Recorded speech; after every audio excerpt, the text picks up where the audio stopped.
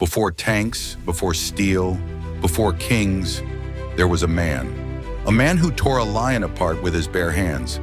A man who killed 1,000 warriors with nothing but a donkey's jawbone. A man whose downfall came not from armies, but from his own heart. His name was Samson, Israel's most feared judge. To his enemies, he was a nightmare that walked in daylight. To his people, he was a hope wrapped in muscle and rage. But Samson's story is not only about strength, it is about weakness, betrayal, and the price of pride.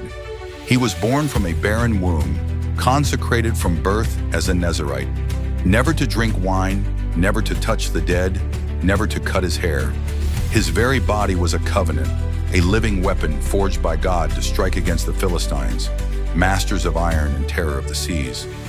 Imagine the roar of a lion exploding from the vines. Samson seizes it, muscles flooding with divine power, and rips it apart as if it were nothing. This was his life, strength unmeasured, destiny undeniable, but also a dangerous fire within, impulse, pride, desire. Samson humiliated the Philistines again and again. He burned their fields with foxes set aflame. He ripped the gates of Gaza from their hinges and carried them miles upon his shoulders. He was unstoppable until Delilah.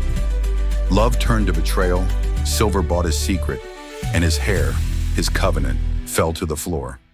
The strongest man in Israel awoke powerless, blinded, chained, mocked as a slave. But in his darkest hour, Samson prayed once more.